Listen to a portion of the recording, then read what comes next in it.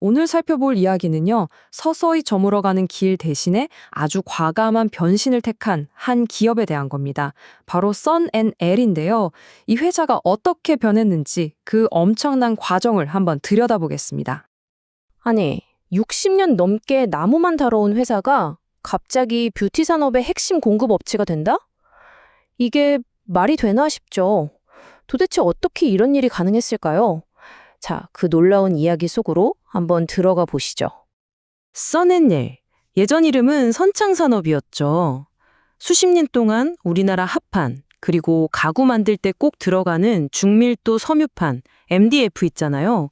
그걸 만드는 대표적인 회사였는데 어느 순간부터 이 단단했던 기반이 막 흔들리기 시작한 겁니다.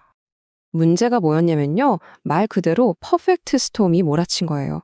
국내 건설 경기는 꽁꽁 얼어붙었죠. 그런데 가격 경쟁은 또 엄청나게 치열해진 겁니다. 실제로 회사 보고서를 들여다보면요, 이 위기가 얼마나 심각했는지 바로 알 수 있어요. 값싼 수입 합판이 쏟아져 들어오고 건설 경기는 장기 침체에 빠졌다. 바로 이 두 가지 문제 때문에 해마다 수익성이 깎여나가고 있었던 거죠. 자, 이 그래프를 보시면 상황이 얼마나 심각했는지 한눈에 들어오죠. 2022년에도 적자였는데 2023년에는 손실이 극적으로 불어났어요. 이건 뭐 기존 방식으로는 더 이상 버틸 수 없다는 아주 강력한 신호였던 겁니다. 그러니까 변화는 해볼까 하는 수준이 아니라 하지 않으면 죽는다는 생존의 문제였던 거죠. 이런 절체절명의 위기 앞에서 써낸엘은 정말 뼈를 깎는 결정을 내립니다. 회사의 정체성 자체를 아예 바꿔버리기로 한 거죠. 이 타임라인을 보세요. 이건 뭐 천천히 바꾼 게 아니에요. 그냥 속전속결입니다. 2021년에 패키징 사업에 발을 들여놓더니 2023년, 2024년에 걸쳐서 합판 MDF 생산을 싹 다 중단해버립니다. 그리고는 바로 화장품 용기 전문 업체를 인수하죠. 기존 사업을 과감하게 해체하고 완전히 새로운 두 개의 사업으로 갈아타는 아주 전략적인 움직임이었어요. 자, 이렇게 낡은 옷을 벗어던진 써낸엘은 그럼 어떤 모습으로 변했을까요? 바로 두 개의 새로운 날개를 달게 됩니다. 완전히 새로운 사업 구조가 만들어진 거죠. 이 차트가 정말 재밌는데요. 보세요. 기존의 제조업은 흔적도 없죠. 그 자리를 인테리어랑 유통사업이 60% 넘게 차지하고 또 라이프스타일, 그러니까 뷰티 패키징 사업이 약 30%를 차지합니다. 이건 뭐 회사가 완전히 다른 DNA를 갖게 된 거예요. 첫 번째 날개는 바로 인테리어와 유통입니다. 예전에 나무를 직접 만들던 노하우를 살려서 이제는 문이나 가구 같은 완성된 인테리어 제품을 유통하는 거죠. 수십 년간 쌓아온 공급망 관리 능력을 그냥 버리는 게 아니라 더 똑똑하게 활용하는 겁니다.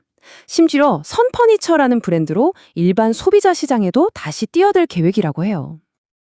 그리고 두 번째 날개가 바로 뷰티 패키징 사업입니다.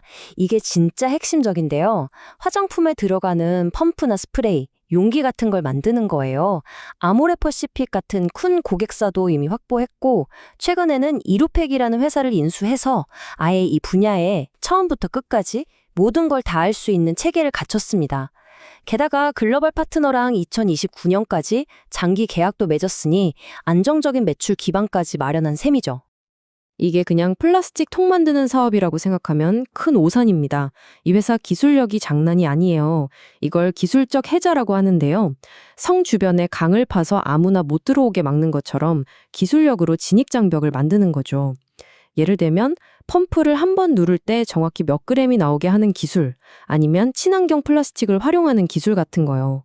이런 특허만 30개가 넘으니까 다른 회사들이 쉽게 따라올 수가 없는 겁니다. 자, 이렇게 사업을 완전히 뒤바꾸는 데는 당연히 돈도 많이 들고 위험도 컸겠죠. 그럼 과연 이 도박 성공했을까요? 지금부터는 숫자가 그 결과를 말해줄 겁니다. 가장 중요한 질문이죠. 그렇게 아픈 수술을 했는데 과연 피는 멎었을까요?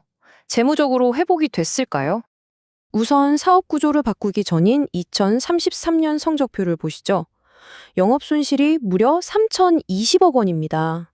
정말 어마어마한 적자였어요. 그런데 딱 1년 뒤에는 어떻게 됐을까요?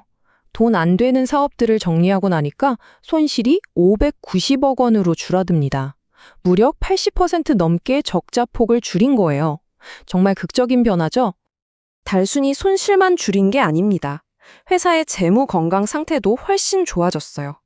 부채 비율, 그러니까 회사가 가진 빚의 비율이 171%에서 123%로 뚝 떨어졌습니다. 한마디로 재정적으로 훨씬 더 튼튼해졌다는 뜻이죠.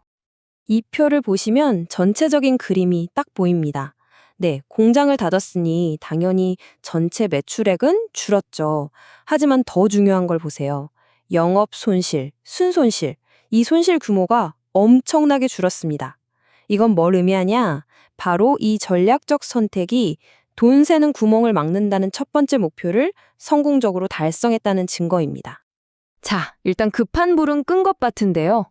하지만 이걸로 끝이 아니겠죠? 그럼 이제 우리는 앞으로 뭘 지켜봐야 할까요? 이 회사의 미래를 가늠해 볼 수 있는 핵심 포인트들을 짚어보겠습니다. 크게 3가지를 체크해야 합니다. 첫째, 새로운 날개인 이 패키징 사업이 꾸준히 성장하면서 이익을 낼 수 있을 것인가? 둘째, 선퍼니처라는 이름으로 다시 도전하는 일반 소비자 가구 시장에서 과연 자리를 잡을 수 있을까? 그리고 마지막으로 만약에 건설 경기가 다시 살아난다면 목재 유통 사업의 수익성이 얼마나 더 좋아질 수 있을까? 바로 이 3가지 질문에 대한 답이 써내넬의 미래를 결정할 겁니다. 핵심은 이겁니다. 써내내리는 뼈를 깎는 구조 조정을 성공적으로 마쳤고요. 이제는 인테리어와 뷰티 패키징이라는 완전히 새로운 2개의 엔진을 달고 새로운 성장 스토리를 써내려갈 준비를 마쳤다는 겁니다. 물론 지금까지의 신호들은 아주 긍정적입니다. 하지만 진짜 평가는 이제부터 시작이겠죠? 그래서 마지막으로 이런 질문을 던져볼 수 있겠네요. 과연 65년 된 이 거인이 이 새로운 날개로 정말 멋지게 날아오를 수 있을까요? 오늘 준비한 이야기는 여기까지입니다.